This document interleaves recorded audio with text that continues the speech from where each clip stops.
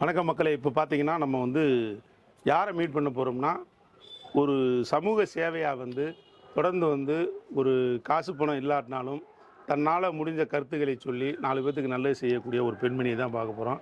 இவங்க சிவகாசியை சேர்ந்தவங்க. இவங்க இந்த மது போதையை பற்றி ஒரு விழிப்புணர்வாக சில விஷயங்கள் சொல்லணும்னு விருப்பப்பட்டாங்க. நம்ம யூடியூப் சேனலில் போட்டோம்னா கொஞ்சம் ரீச் ஆகும், அது மக்கள்கிட்ட போய் சேரும் அப்படின்ற ஒரு எண்ணத்தோடு இவங்க அதை அணுகியிருக்காங்க. அவங்கள்ட்ட நம்ம சந்தித்து இந்த விஷயத்தை பற்றி கேட்கலாம்.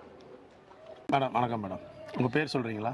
வணக்கங்க, என் பேர் Sivakasi Amudha. Okay okay okay madam, இப்போ மது போதையினால் நிறைய பேர் மது அருந்திட்டு அளவுக்கு அதிகமாக இருந்துட்டு அதில் அடிமைத்தனம் அப்படின்ற அளவுக்கு இருந்துட்டு அவங்க சில விஷயங்களில் கஷ்டப்படுறாங்க. தொடர்ந்து அந்த பழக்கத்துலேருந்து வெளியே வர்றதுக்கும் மறுக்கிறாங்க.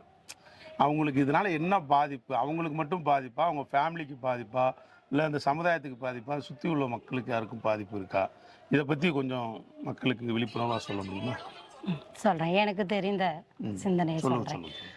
மது நீங்கள் கேட்ட மாதிரி நிறையா பாதிப்பு இருக்குது. ஒரு தனி மனிதனுக்கு மட்டுமே அது பாதிப்பு கிடையாது.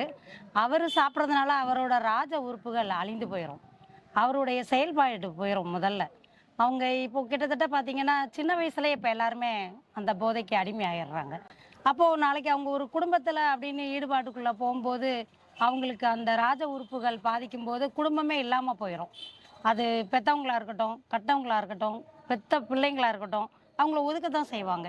ஏன்னா யாருமே ஒரு சுறுசுறுப்பாக ஆக்டிவாக இருக்கிறாங்க ஆரோக்கியத்தோட அப்படின்னா மட்டும்தான் எல்லாருமே அவங்கள திரும்பி பார்க்க முடியும். அவங்க செயல்பாடு இல்லை அப்படிங்கும்போது அங்கே யாருமே இது பண்ண முடியாது. வியாதி இயற்கையாக வர்றது வேற, நம்மளா தேடி இழுத்து வச்சுக்கிறதுங்கிறது வேற. இப்போ இவங்க அந்த மாதிரி அடிமை ஆகிறதுனால கட்டின பொண்டாட்டி காலமெல்லாம் கஷ்டப்படணுங்க.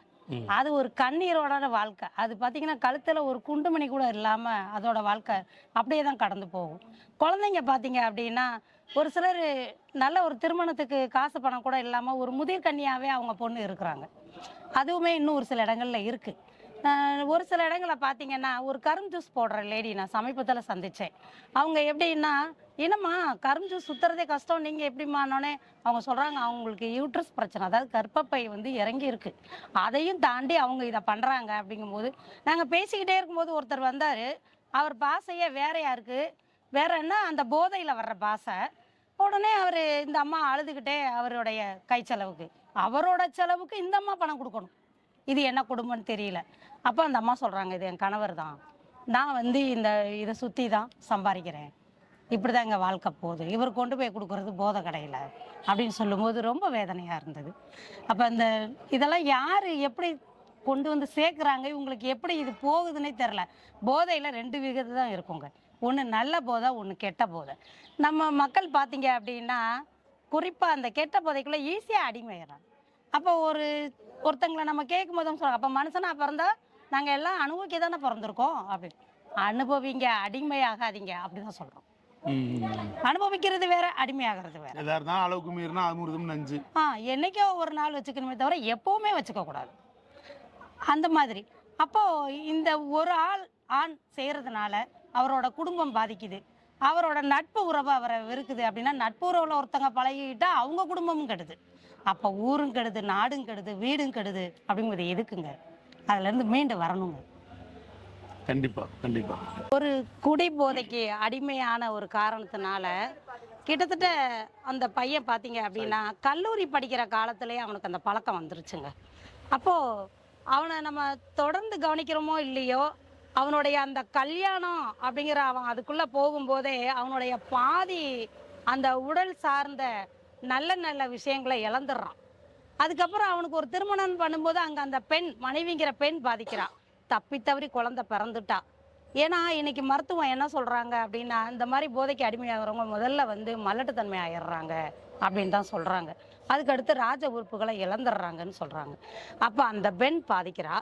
ஒருவேளை குழந்தைன்னு ஒன்று பிறந்துருச்சுன்னா அதுக்கு ஒரு நல்ல உணவு கொடுக்க முடியல, நல்ல உடை கொடுக்க முடியல, நல்ல கல்வி கொடுக்க முடியல, நல்ல நல்ல நல்ல எதுவுமே நல்லா கொடுக்க முடியல. ஏன்? நீங்கள் ஒருத்தங்களால் உங்கள் குடும்பமும் பாதிக்குது, உங்களால் இங்கே எல்லாருமே பாதிக்கப்படுறாங்க அப்படிங்கிறத நான் இந்த நேரத்தில் தெரிவிச்சுக்கிறேங்க. அப்படின்னா அதில் 2 வகை இருக்குங்க. ஒன்று கெட்ட போதை, ஒன்று நல்ல போதை. கெட்ட போதை அப்படிங்கிறது தானும் கெட்டு மற்றவங்களையும் கெட்டு போக வைக்கிறது. உதாரணத்துக்கு பார்த்தீங்கன்னா ஒரு அனாத ஆசிரமம், ஒரு குழந்தை இல்லம் அந்த மாதிரி இடத்துக்கு நம்ம கூட்டு போகிறோம், முதியோர் இல்லம் அப்படின்னா, நம்ம கையில் ஏதாவது ஒரு சின்ன சின்ன ஒரு பொருள் வாங்கியிருக்கோம் அப்படின்னா அதை குழந்தை கையில் கொடுக்க சொல்லணும். இது வந்து எப்போவுமே நம்ம கொடுக்கும்போது இருக்கிற ஒரு ஈர்ப்பு இருக்குது பார்த்தீங்களா, அது ஒரு நல்ல போதை.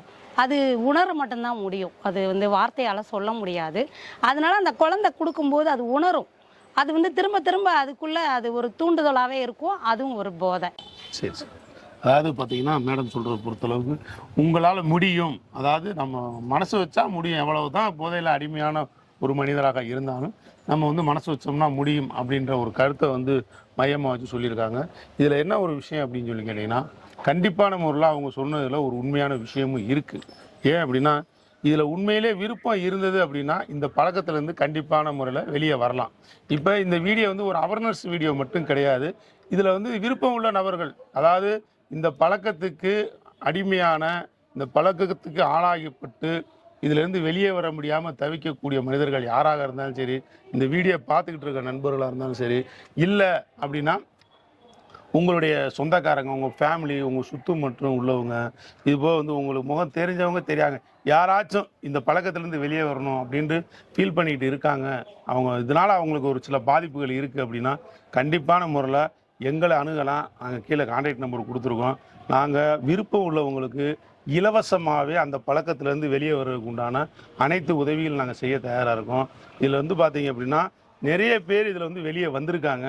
அவங்களுக்கு நம்மக்கிட்ட வந்து விருப்பத்தோடு வரக்கூடிய நபர்களுக்கு அவங்க எப்படி வெளியே வந்தாங்கன்றத ஒரு உதாரணத்தோடு, அவங்கள எடுத்துக்காட்டோடு அவங்கள காமிச்சு நம்ம வந்து அவங்களுக்கு வந்து புரிய வைக்க முடியும். இதுலேருந்து கண்டிப்பான முறையில் வெளியே வர முடியும். இல்லைப்பா, நான் அவங்க எங்கள் வீட்டுக்காரர் கூட குடிக்கிறாரு, என் தம்பி குடிக்கிறார், என் சொந்தக்காரன் குடிக்கிறாங்க, ஆனால் அவன்கிட்ட சொன்ன அந்த விருப்பம் கிடையாது, ஆனால் குடினால பாதிக்கப்படுறாரு, ஆனால் விருப்பம் இல்லை, எப்படியாவது நான் குடிப்பேன், நான் கரெக்டாக தான் இருக்கேன்ற மாதிரி சொல்லிக்கிட்டு இருக்காரு, ஆனால் அவரை நாங்கள் வெளியே கொண்டு வரணும்னு நினைக்கிறோம், ஆசைப்படுறோம் அப்படின்னா விருப்பம் இல்லாத நபர்களுக்கு இந்த வாய்ப்பு இருக்குது. அவங்களையும் வெளியே கொண்டு வந்துடலாம். எப்படி அப்படின்னா, அவங்களுக்கு சில செலவுகள் இருக்குது, சின்ன சின்ன செலவுகள். அவங்கள ஒரு ஹோம் மாதிரி எடுத்து அங்கே தங்க வச்சு அவங்களுக்கு வந்து இந்த விருப்பத்தை வர வைக்கிறதுக்கு உண்டான அனைத்து வேலைகளையும் பார்க்கணும். டாக்டர் சப்போர்ட் தேவைப்படுது, மெடிசன் சப்போர்ட் தேவைப்படுது.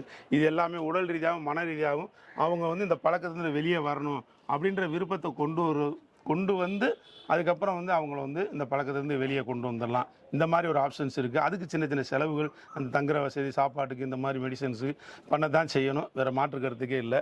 விருப்பம் இருந்தது அப்படின்னா கண்டிப்பான முறையில் 10 பைசா செலவு இல்லாமல் உங்களுக்கு அதுலேருந்து எப்படி வெளியே வருதுன்றதை ஃபுல்லாக நல்லபடியாக வழிகாட்டி உங்களை அதுலேருந்து வெளியே கொண்டு வரதுக்கு தயாராக இருக்கும். தொடர்ந்து இந்த வீடியோ வந்து பாருங்கள், நம்ம சேனலை சப்ஸ்கிரைப் பண்ணிக்கங்க, பெல் ஐக்கானை கிளிக் பண்ணி வச்சுக்கோங்க. தொடர்ந்து இது மாதிரி அமர்ஸ் வீடியோ நம்ம போட்டுக்கிட்டே இருப்போம், அதையும் நீங்கள் பாருங்கள். தேங்க்யூ.